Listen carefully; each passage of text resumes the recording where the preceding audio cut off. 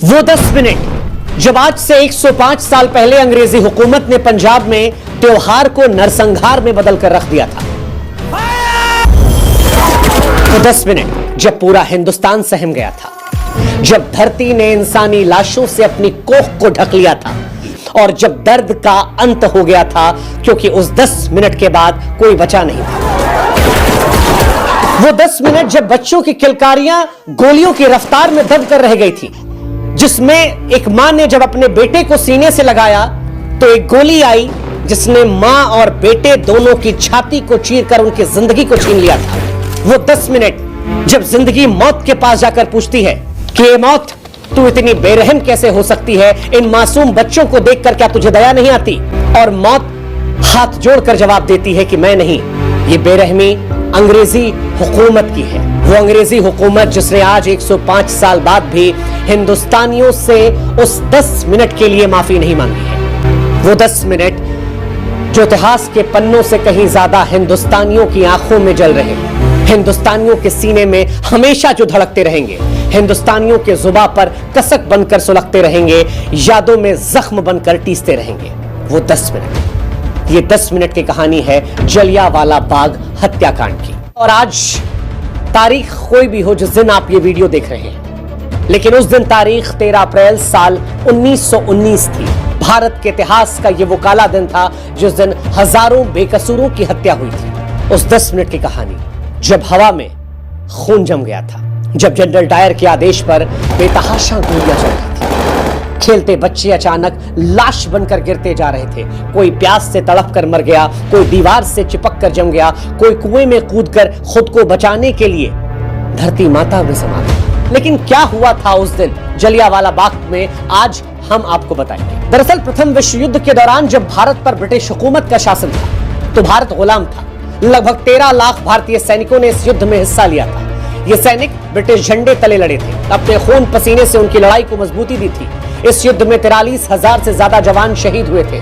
उस समय देशवासियों के मन में एक उम्मीद जगी थी कि शायद युद्ध के बाद अंग्रेज भारत को आजादी दे देंगे, या कम से कम जो जुल्म भारत पर वो ढा रहे थे, भारतीयों पर ढा रहे थे, उन नीतियों में थोड़ी नरमी लाएंगे। लेकिन हिंदुस्तान की ये उम्मीदें धरी की धरी रह गई। उल्टा ब्रिटिश सरकार ने उस दौर में नए नए कानूनों के जरिए अपनी पकड़ को और ज्यादा सख्त कर दिया, जिससे लोगों का गुस्सा और ज्यादा बढ़ने लगा। उसे गुस्से के आग में घी डालने का काम उस वक्त किया था रॉलेट एक्ट ने।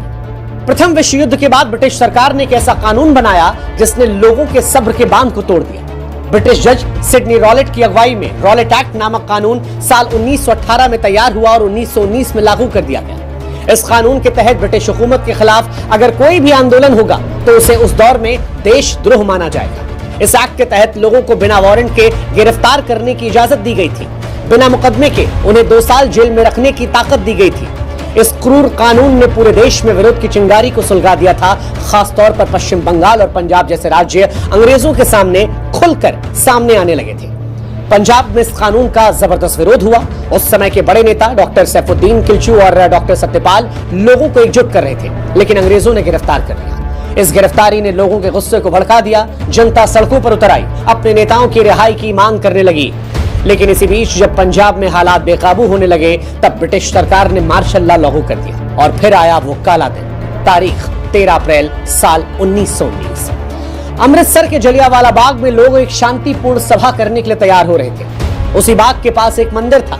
लोग अपने परिवारों के साथ पास के मंदिर में पूजा करने पहुंचे। जब उन्हें पता चला कि जलियांवाला बाग में एक शांतिपूर्ण बैठक होने वाली है तो वहां से वो चले गए। करीब 15 से 20 हजार लोग उस बाग में जमा हो गए। नेताओं के भाषण चल रहे थे, माहौल शांत था।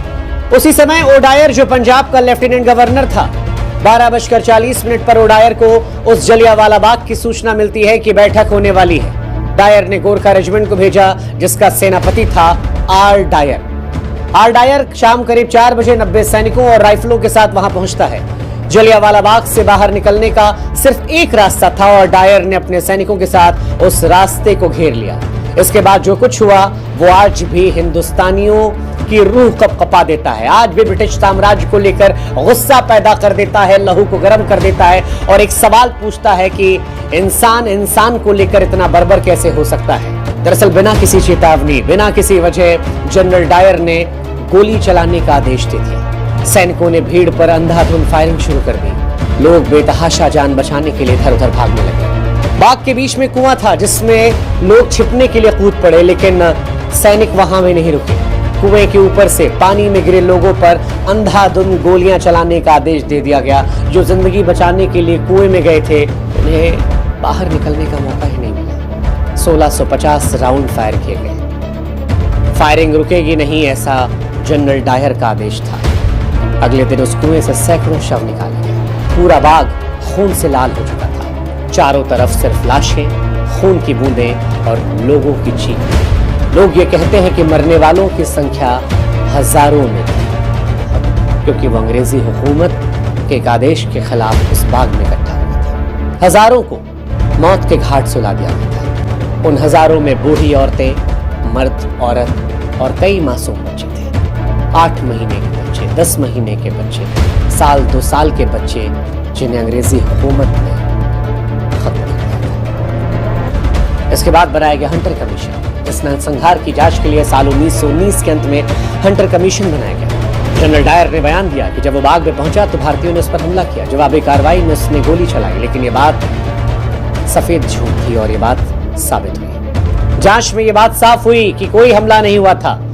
जनरल डायर का ये एक तरफा नरसंहार था, लेकिन हैरानी की बात यह थी कि इस कमीशन ने डायर को इसके बावजूद निर्दोष घोषित कर दिया। हालांकि हिंदुस्तानियों के सीने में इस घटना से जो आग लगी थी वो बुझी नहीं थी और 21 साल बाद 13 मार्च साल 1940 को लंदन के कैंगस्टन हॉल में जब एक पार्टी चल रही थी जहां पर डायर मौजूद था और जब उसने गर्व से कहा कि मुझे जलियांवाला बाग कांड का कोई पछतावा नहीं, अगर मौका मिला तो मैं वो दोबारा कर सकता हूं, तो वहां खड़े एक शख्स ने अपनी किताब में छिपाई बंदूक को निकाला और डायर के सीने पे गोलियां मारी। डायर की ऑन द स्पॉट डेथ हुई। उस शख्स का नाम उधम सिंह था, जिस पर आपने एक पिक्चर भी देखी होगी। गोली मारने के बाद उधम सिंह मुस्कुराते रहे, अपने आप को सरेंडर कर दिया। इस बदले को लेने के लिए उधम सिंह ने 21 साल का इंतजार किया था। भारत से ब्रिटेन गए थे और बदला लिया था। उधम सिंह ने जनरल ओ डायर को मौत के घाट उतारा था, क्योंकि इस घटना के कुछ साल बाद ही आर डायर की मृत्यु हो गई थी। अब आपके मन में सवाल आ सकता है कि किस्सा हम आज क्यों सुना रहे हैं। इस किस्से को सुनाने की 2 मुकम्मल वजह है। पहली वजह अप्रैल 13, भारत के इतिहास की वो काली तारीख जिस दिन ये घटना हुई थी, वो घटना निकट है। और दूसरी वजह कि जलियांवाला बाग कांड को लेकर एक पिक्चर आ रही है। एक पिक्चर जिसमें जलियांवाला बाग हत्याकांड की स्थिति और भारतीय राष्ट्रीय कांग्रेस के पूर्व अध्यक्ष और वरिष्ठ वकील सी शंकरन नायर के नेतृत्व में इस घटना के बाद न्याय की लड़ाई को दर्शाया जा रहा है। इस कहानी को सुनाने का मकसद सिर्फ उन लोगों को याद करना था, उन लोगों का जिक्र करना था जिन्होंने इस देश के लिए बलिदान दे दिया।